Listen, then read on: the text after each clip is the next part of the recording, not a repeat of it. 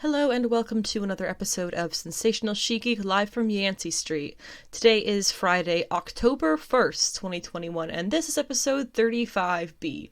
On this episode, for the first of the month, we are going to be discussing, first off, the news. There's a couple things of news, and of course, the usual update of hashtag Poison Ivy Watch, and then the weekly comic book picks, going over things that I felt were noteworthy out of this week's comic book pull list. We have a number of things, not as many as usual, but I have a good deal to say about the ones that I do have on the list. And then, of course, we will discuss What If, Episode 8, which was titled What If Ultron Won, and Titans Season 3, Episode 10, which was titled Troubled Water. So that's what this episode is going to look like. If you would like to find me online, you can find me on Instagram. My username is AnnaWithTheComics, because that is my name and what I do. You can find me on Twitter at SavageShe-Geek, and you can find my website, www.sensationalshegeek.weebly.com, for a number of things. You can find there old blog posts that were things that I used to write, which has been pretty much replaced with the podcast, so old pull lists, old pick lists, old reviews, old commentaries on comics and things like that. I also have favorite character reading orders, my pod notes, which are all the notes that I take to keep myself on track for the podcast, which I do have accessible for anybody to check out there on my blog. For anyone who has hearing impaired or anything like that, who would also like to keep along or just rather read than listen to me talk, that is there for you as well. You can also find links for everywhere that you can listen to this podcast, which is pretty much everywhere, including YouTube, where I have all of the podcast episodes in a single playlist in order, and it's also where I post action figure review videos. If you're into Marvel Legends or Black Series, I can't say I have too much of the McFarlane stuff because they're not so great.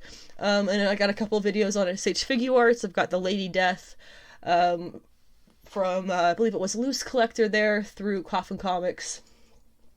And most recently, I've put up a unboxing reveal video of the, Hasbro Marvel Legends HasLab Sentinel from the 2020 HasLab. So that has arrived, as it has been arriving for people. And I do have a short little video on there going over the full figure and everything that he comes with and everything that is featured on the toy. Feels kind of weird to call it a toy, but I guess it's still technically what it is. It's almost 3 feet tall, but it's a toy. I also have, if you would like to support the podcast, I have a podcast Patreon, which is up under Sensational She-Geek. That is pretty much there as Patreon, if you're unfamiliar, is like a monthly subscription service. I don't really have too much by way of rewards for patrons right now, but it is something that I would like to do once I get enough patrons on there for it to kind of be worth the time. I will be doing special edition episodes like I did the Inferno prep episode, but once I have those set up for Patreon, they will premiere first on Patreon, and I'm also trying to get together some patron reward stickers as a thank you for anyone who signs up on the Patreon. You can find me there on Patreon under Sensational She-Geek, and you can find me on Ko-fi under She-Geek, which is just a one-time, however much you feel like putting in donation thing, the whole idea behind it being help this creator who you support go out and get a cup of coffee so that they can keep doing the work that they do. This podcast is free and will always be free, so those are just some ways to support it financially if you would like to do so or donate. Other than that, the best way to support the podcast would be to share it with people who you think will also enjoy it, share it on your social media profiles, whatever it is that you have, that you are able to share things on, interact with the podcast wherever you listen to it.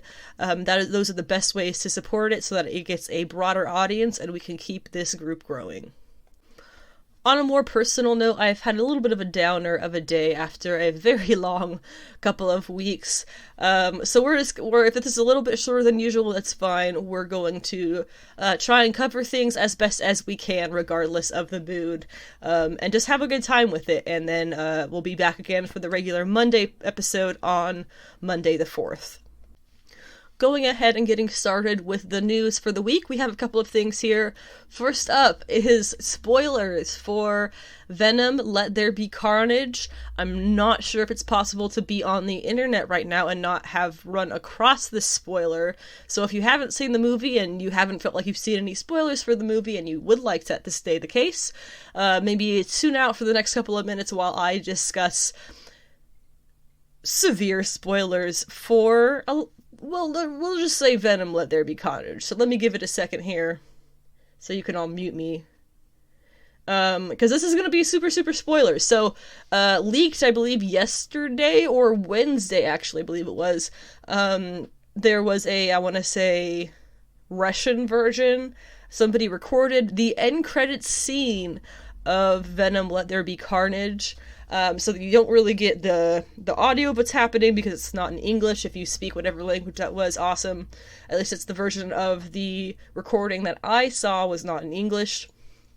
This was actually a rumor, interestingly enough, that this was going to be the end credits scene of Venom 2.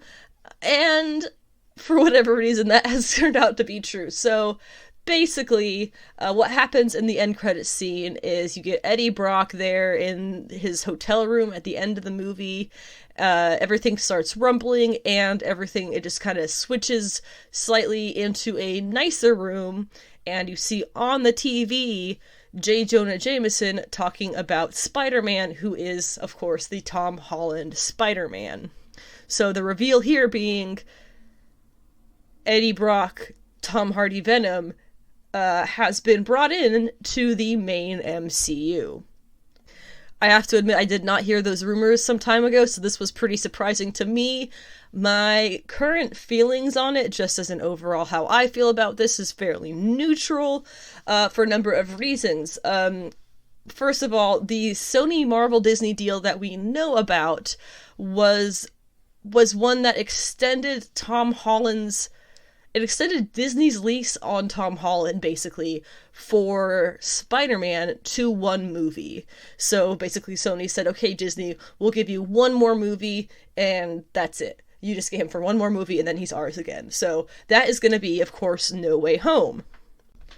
But with them bringing Venom in this way and immediately announcing Spider-Man and whatnot, that really makes it seem like there's going to be more Holland in the MCU as Spider-Man.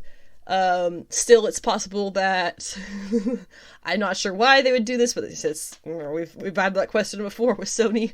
It is possible that they would go ahead and try to run their own MCU Spider-Verse without actually acknowledging the rest of the MCU. There's just a lot of rights issues that bring up a lot of questions for what is it that their long-term plan is here. Do they have a long-term plan? If you have a bit more knowledge about the Sony, Marvel, Disney rights deals with Spider-Man, and I'm getting something wrong here, please, I would love to know, because the best of my knowledge is they had that deal that brought Holland into Civil War, and then the deal stopped, and everybody was really upset, and Tom Holland kind of basically confirmed that he wasn't going to be Spider-Man anymore. And then they did that last-minute deal saying, okay, so I guess you guys can use him for one more Spider-Man movie, and then we'll see how we feel about you after that. So that's, as I said, that's going to be No Way Home.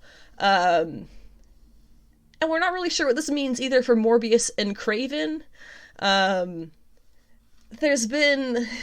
it kind of just remains to be seen. We'll just kind of have to wait this one out and see what continues to develop, because there were some thoughts that there were some reasons, I should say, that people thought the Morbius movie took place in the main MCU, and there were other reasons that people were convinced that it took place in the Amazing Spider-Man universe, as in not Tobey Maguire, the other one, who was not Tobey Maguire. Blanking, but you know who I'm talking about. As for the Kraven movie, that's really far too soon. I guess that was only just announced a few months ago. I don't know, we'll just have to wait and see for those two, how and if they will be tied in to the MCU and to the Tom Holland Spider-Man stuff. Personally, myself, I have no desire to see Let There Be Carnage in theaters. This may rub some people the wrong way, but I cannot get on board with comic relief Venom. Not at all. I don't like it. I know there are some people, well, there are a lot of people who seem to be absolutely loving that, but it feels, to be completely honest, nothing but juvenile to me. So, for if you have the question of, how did this happen? The main idea of it seems to be, as revealed in the No Way Home trailer, Peter Parker and Doctor Strange are doing some multiversal spell that is going to screw stuff up and have some really intense consequences. That's the reigning theory. Even a couple of months out still from No Way Home. Is it possible we'll see Venom in No Way Home? I don't know, and I'm not sure I care, to be honest. I am one who is kind of... I don't know if I like the whole bringing in the other Spider-Man universes. Certainly there is a way that they can make it work, that I will enjoy it, and I will regret ever having doubted it. There is that. It's out there. I don't know what it is, but there is a way for that to happen. Do I think that they are going to hit that on the head and make me leave the theater going, wow, this was amazing? Absolutely not. In no way, shape, or form. This kind of just feels like them bringing all of the other Spider-Man stuff in, and honestly, low-key, even having Venom join the MCU in whatever way it is that just happened with his movie there, it feels a bit like the whole Snyder Cut thing. How there's a reason that we don't negotiate with terrorists, generally. And that is because that becomes a pattern that they know they can take advantage of. This feels a lot like that. How I felt that way with the Snyder Cut bullshit. I feel that way with this, honestly, too. This is, I don't know, we'll just have to wait and see how it kind of works. If it's also possible that, it wasn't Doctor Strange from No Way Home that brought them into the universe like that. It's possible that was Wanda or something else that we just haven't seen yet. But it seems that it being whatever it is that Tom Holland is up to in No Way Home is what affects Eddie Brock and his Venom symbiote in the end of this movie. But, another thing that was pointed out, actually, about that clip of the end credits clip was the Tom Holland Spider-Man that we see on screen is not one that we have seen be filmed on TV in the MCU. The last time that we saw Tom Holland Spider-Man in the MCU, he was masked and being outed with a school photo compared to a masked Spider-Man photo. So that's how J. Jonah Jameson was outing him on the news. Now, I don't know what was happening on the TV, because like I said, that clip I saw was in Russian or something. So if you know, let me know. But J. Jonah Jameson on the TV that Eddie Brock sees is showing a photo of Tom Holland's Spider-Man unmasked, in a scene that we have yet to witness, it seems. So wherever they got that photo, it just kind of drives further the theory that this is happening actually after or partway through No Way Home. Doesn't really make sense to put it out 2 months in advance, but that seems to be the way things are going, and those are the reasons why people think that. Also in the news today, and I have been asked a couple of times why I have not addressed this situation. The situation being Scarlett Johansson suing Disney over feeling as if she was screwed over for the Black Widow premiere. I believe it was specifically worded something like they were trying to sabotage her check by putting it on Disney+.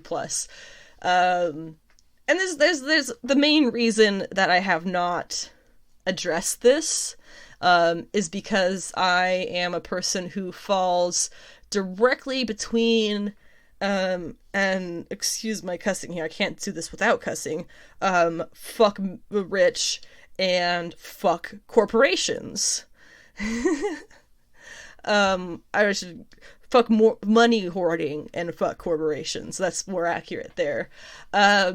And so what ended up happening with this deal, I guess, was today it was announced that they had a $40 million settlement. $40 million, I highly doubt anybody needs additional in their life. That could be put to so much better use elsewhere.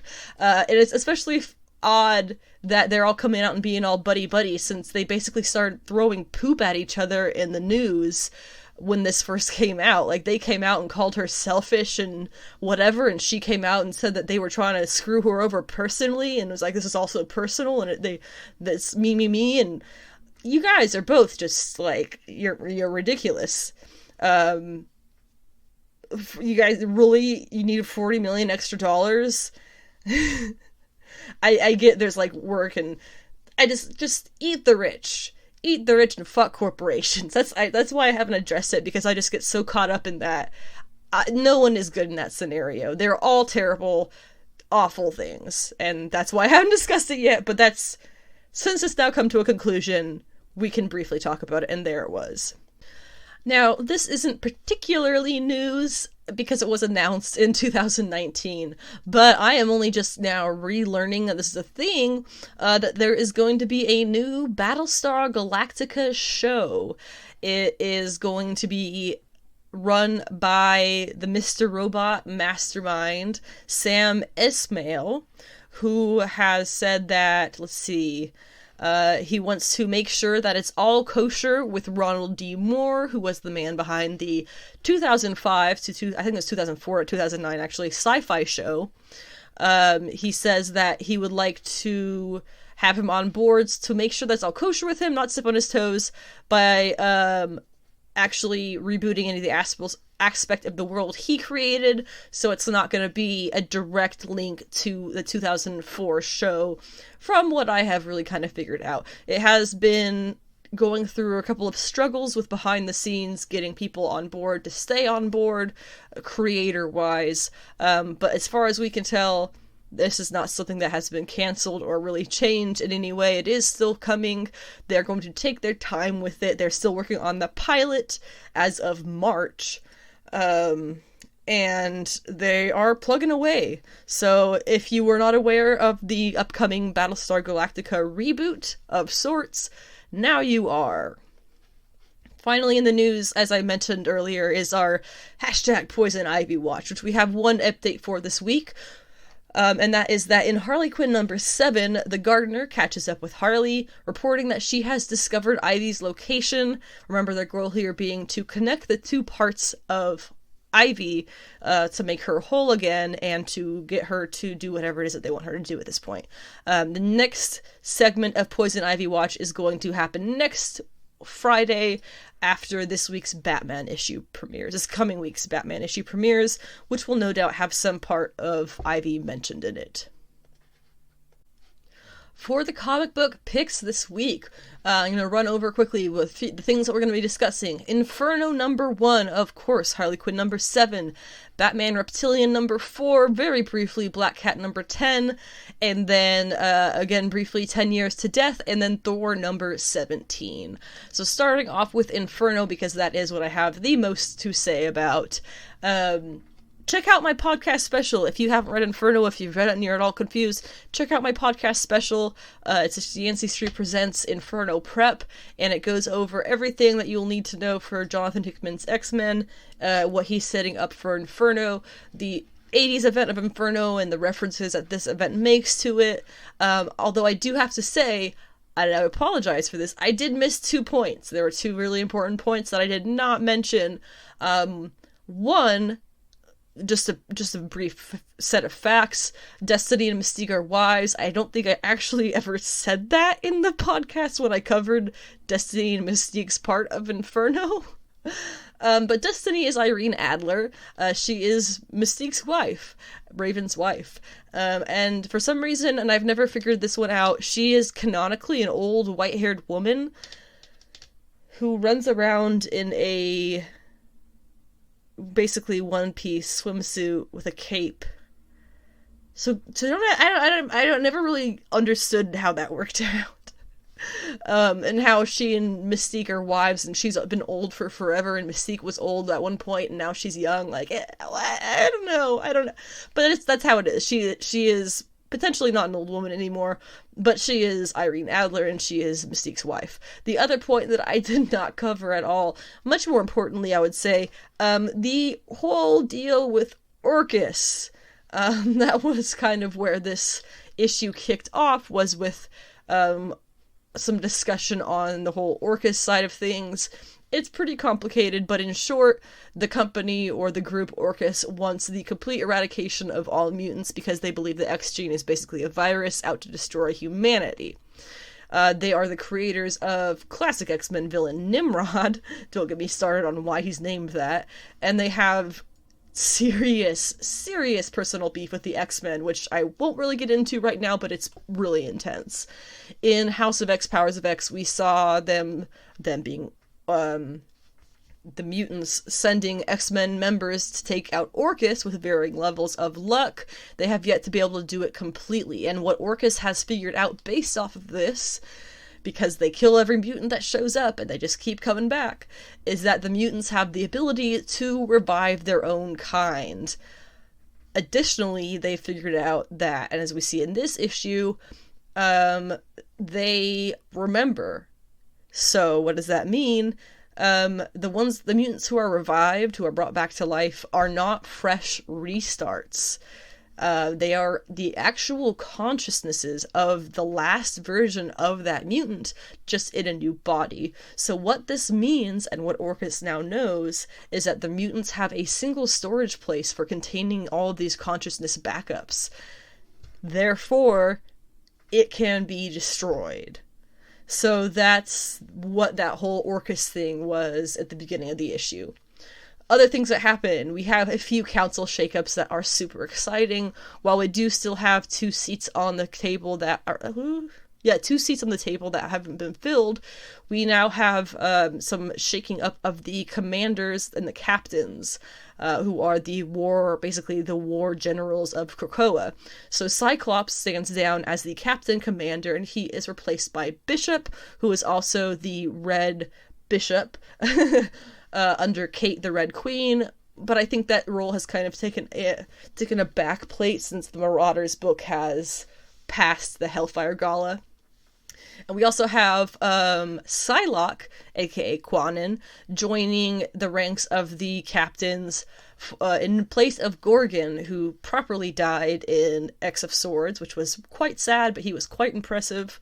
So Psylocke is taking his place to be a captain alongside Magic, which is a team-up I never knew I wanted so bad.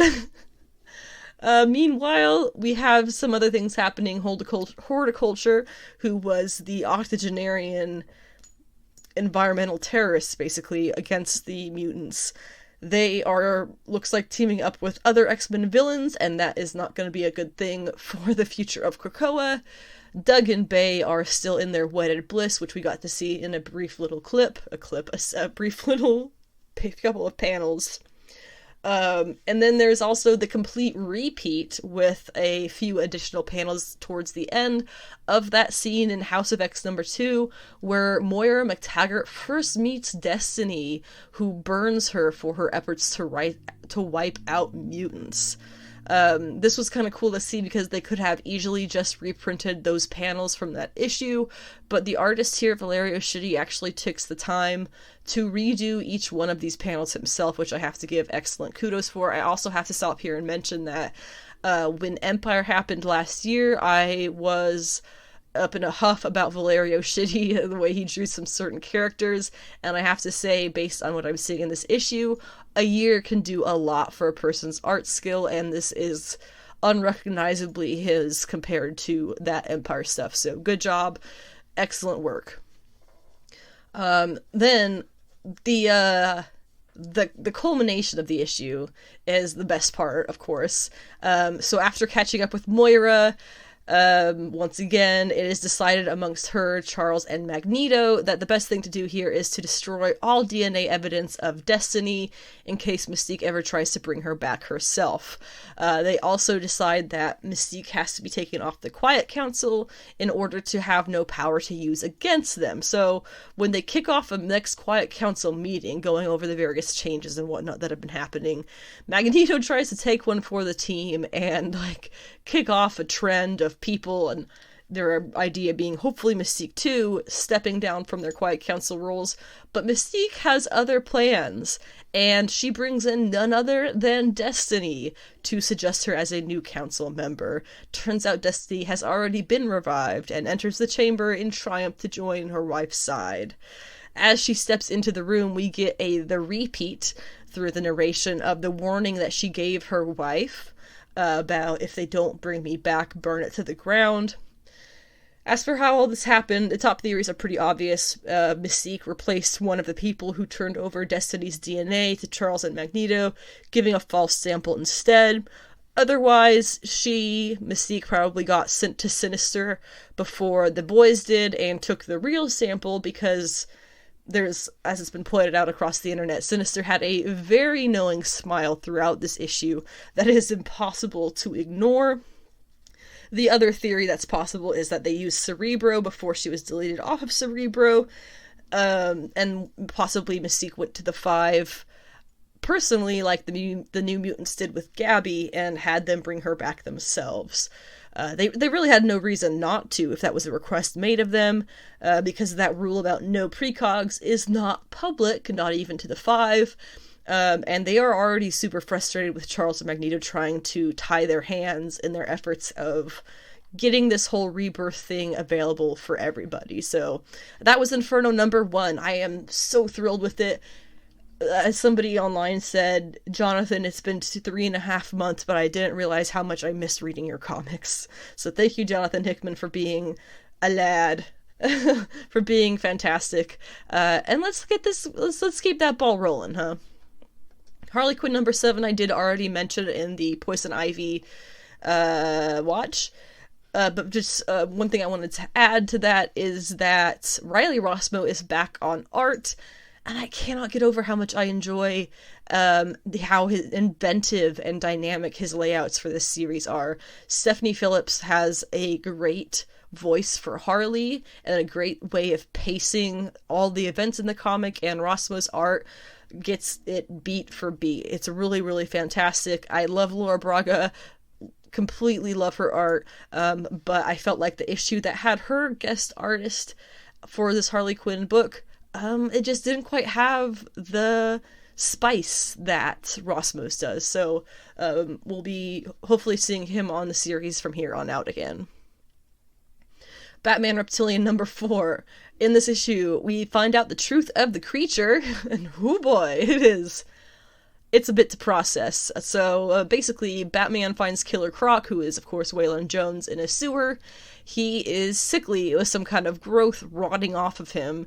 Batman cuts it off and theorizes that is where Croc recently gave birth from. So, Croc... Batman has a new theory about this. So, Killer Croc, he thinks, is a victim of environmental toxins that went through East Tampa, Florida in the 70s, where most babies that were born with birth defects in that area and that time died, but they all had some kind of scales to them. So he thinks Croc must be from there, some kind of survivor who is still, this is the important part, still mutating. Croc started giving off some form of reptilian estrogen, specifically back when he was at that meeting of villains that caused them to all basically go berserk on one another. He left the meeting in a state of unawareness, driven purely by instinct, and doesn't remember anything after that. He found this cave that he's in now, in the sewer, whatever it is, gave birth, and the baby went off in search of a mother, because when it was born, all it saw there was Waylon, who is not a mother. So Batman theorizes based on this that Waylon's mutation is still in progress. And then he says now the baby has searched out all traces of the estrogen smell from the people on that meeting looking for its mother and has yet to find its mother. It's going to return here. And we do get to see that. The creature shows up and Batman says to Croc, "This is where you say hello to Junior." He's a sarcastic asshole in this, and I love it. The creature itself is pretty horrific. It's got a skeletal nose, jutting out lower jaws, 4 eyes, clawed hands, and for some reason a spider body at the bottom half. So spider legs. What the fuck? It approaches Croc and opens its mouth and rubs its tongue all over him, and he's like freaking out, of course, and then it screeches, "Mama!" which is hilarious, and Croc is like completely in shock, and Batman just looks at him and goes, "What? Don't look at me." You're a good help, Batman. Good job with that. Emotional support here for Waylon.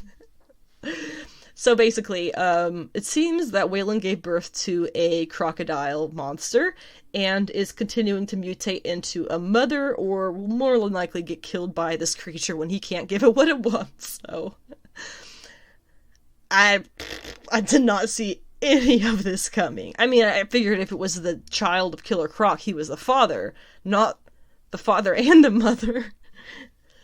This is some funky shit, and I love it. Very briefly, Black Cat and 10 Years to Death. Black Cat, number 10, this was the last regularly scheduled issue, and to be honest, it was super meh. Infinity Score has been a total snooze fest in my point of view, and 10 Years to Death was pretty good. It was odd. I feel like there is some errors in the style. I don't know, style, can you even say that? Errors in someone's style? I don't know. The story of it, very briefly, was a man telling... It was like a third-person response retelling of a story. Somebody told somebody who told somebody else. It was like, it lit too many stops in that chain. But it was a man telling his nephew a story from being a worker as a prison guard. One of the guards, I guess, creeps out all the prisoners, and then one night they find one of the prisoners dead, and the guard has disappeared. And the dude was killed in the same way as the man that he was convicted of killing, but it got off from killing. And then it turns out the guard was a spooky ghost of. So, for some reason, it took him 10 years. Like 10 years later, he comes and kills the guy. I don't know. It was interesting and spooky, but it had flaws, but it was fun. I liked it enough. This is probably going to be a slightly briefer covering of What If this week, and that is What If Episode 8, titled What If Ultron Won. Very easy to understand that things you need to have watched are Avengers and Age of Ultron at the very least. Basically the plot for this, it's Ultron wins, sure, but it becomes, that's only the first 10 minutes or so of a half-hour, I think, episode. So there's a lot more to it than just Ultron wins. He becomes basically aware of the entire multiverse and wants to, or in his mind has to, cleanse every universe in the way that he just did this one. He actually even discovers Uatu. He feels him watching him and turns and sees him and discovers him. And Ultron manages to even break through the boundaries of his own universe minutes later and comes face to face with the Watcher in his own interdimensional realm. They fight. Uatu actually loses, being sent through all kinds of dimensions, completely lost. He winds up finding the lost world of the 4th episode, which was the Doctor Strange Goes Evil and winds up the last thing in his whole universe episode. So Uatu winds up finding refuge there, and actually asks that version of Strange for help, the kind of evil Strange. And that's how the episode ends. So I think what we can easily say here is we have made the connection as to how things are going to be connected. This episode showed us that Uatu is probably going to be jumping from multiverse and pulling people through to help him destroy the main villain of the season, which is, of course, Vision Ultron with all the Infinity Stones. So that is pretty... That's pretty nuts. You also have to note that in the mid-season trailer, there is a clip of this evil, or once evil, Supreme Strange, Doctor Strange Supreme, teaming up with Party Thor from the last episode.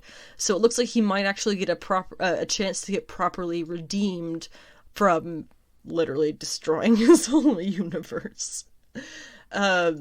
As far as we know, these are the characters who will also be returning before the end of the season. We have Party Thor, which is, of course, from the last episode.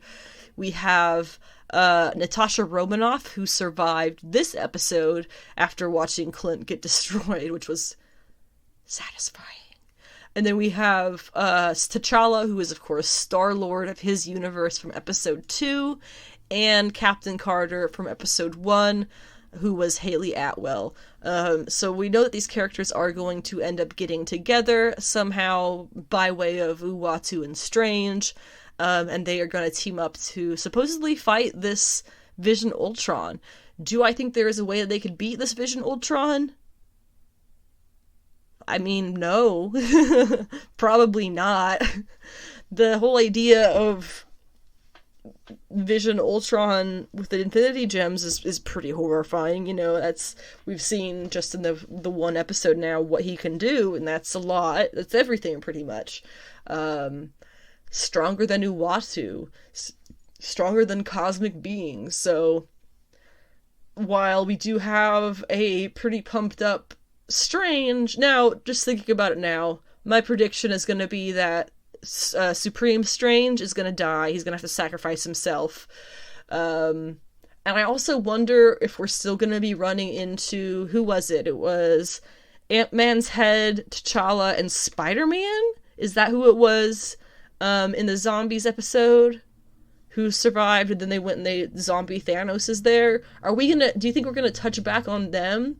Or are they just going to kind of go off and end up being their own universe that just screws itself over constantly? Who knows? Let me know what your theories are, because this is pretty fun. We're not really touching on too much stuff from the comics at this point. We're pretty heavily leaning on just the MCU. So there's not too much for the comics to be pointed out for this episode. Except that, of course, the various ages of Ultron in the comics were a thing. It's all based off in the movies, of course. So nothing really new from the comics, but this was a really fun episode. It was really cool to see how lethal, understandably lethal, Vision Ultron was. So looking forward to how they might end up actually beating him, but probably not, because I just don't see that. Of course they're gonna beat him. They're not gonna leave it on a losing win. They're not gonna let him lose. That's it. They'll win. It's fine. Everything's fine.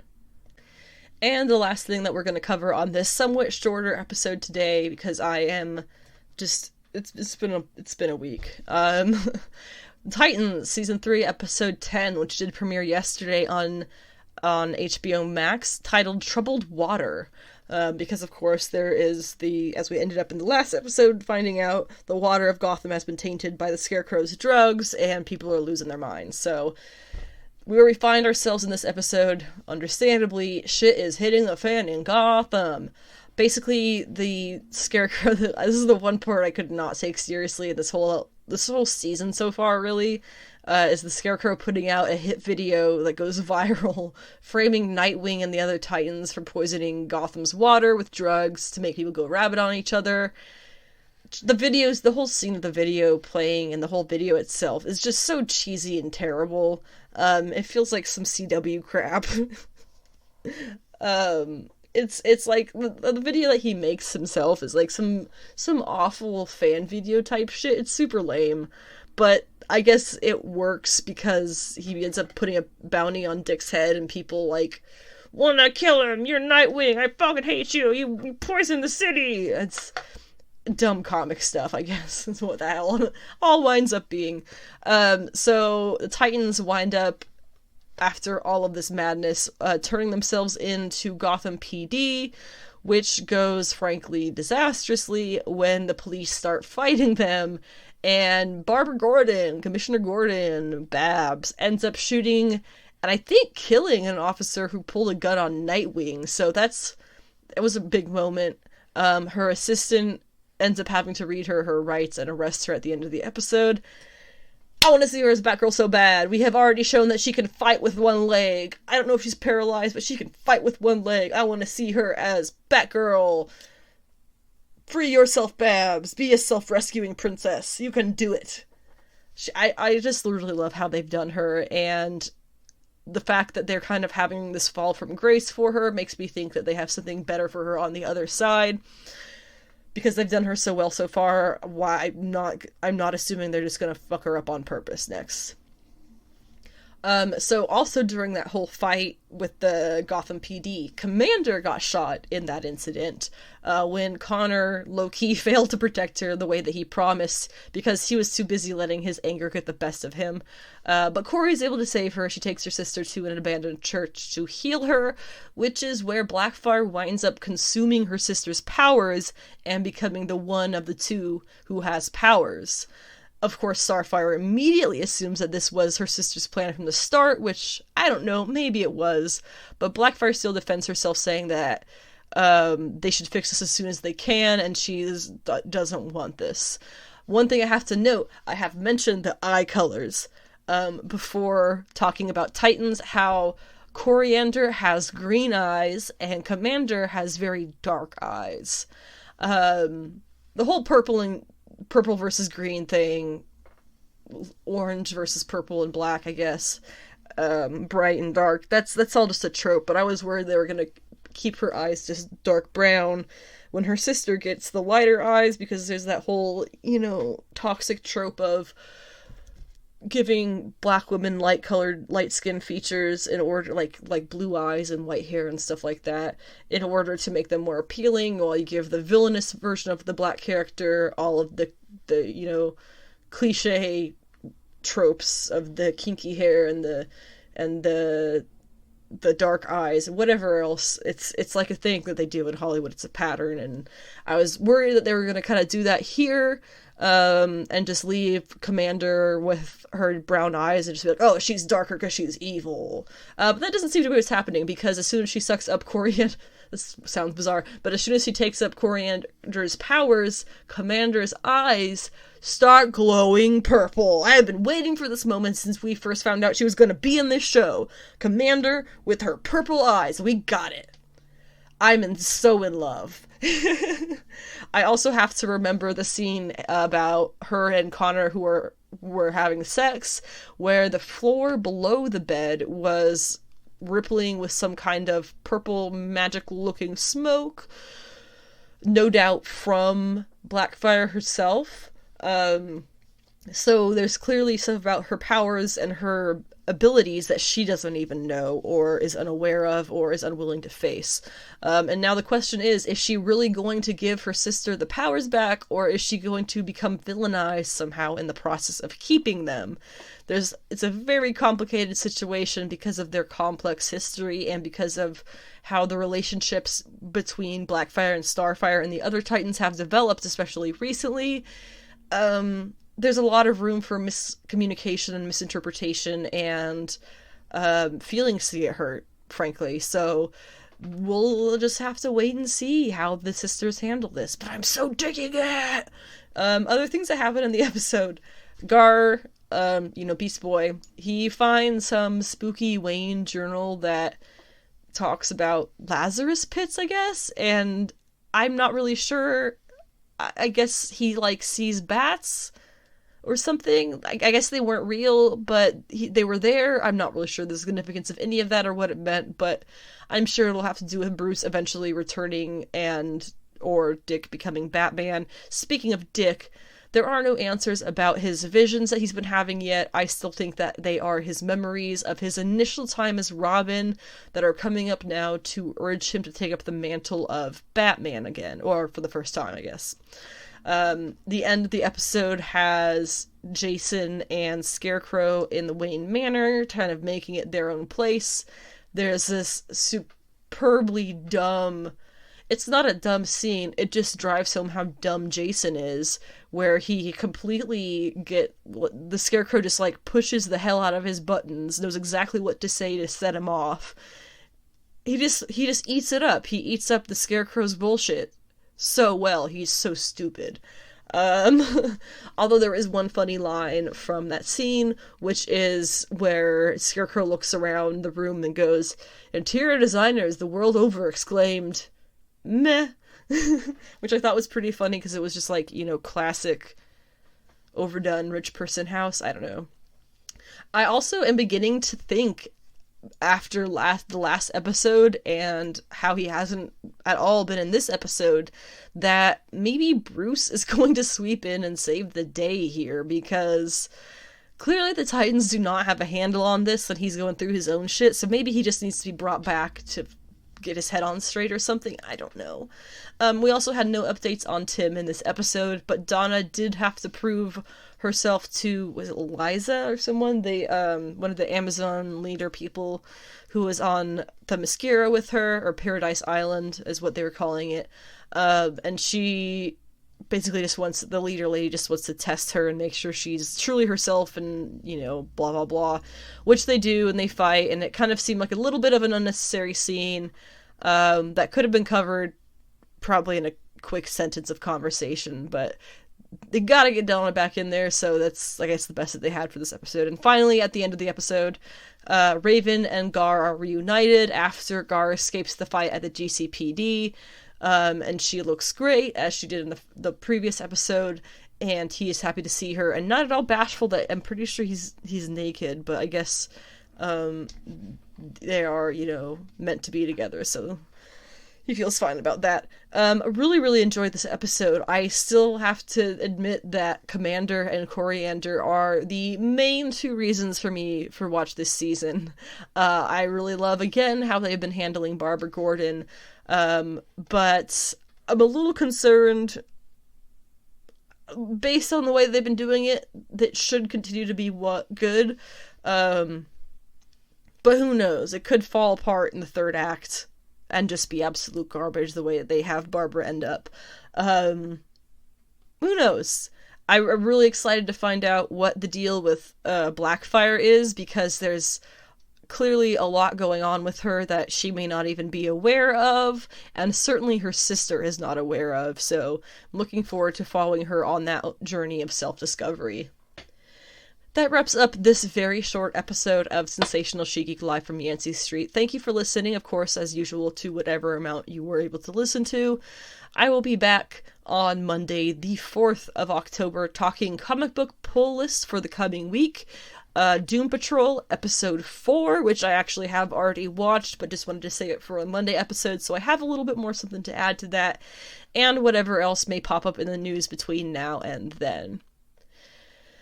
Hope you have an excellent weekend in the meantime. As far as I can tell, things for the podcast are going to be scheduled as usual for the foreseeable future, but if there are any updates, it will be on my Twitter page, which is, as I mentioned at the beginning, Savage She-Geek. So have an excellent week, be nice to the people around you, and always get sweaty about comics.